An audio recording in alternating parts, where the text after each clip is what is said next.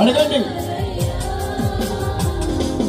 కరుడా నీ దివ్య సన్నిధి నన్ను ఆదుకోనే నా పెన్నిధి. కరుడా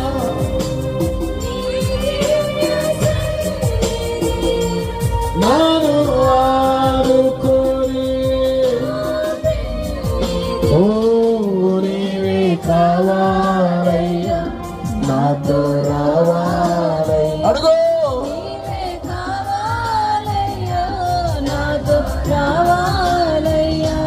యేసు నీవే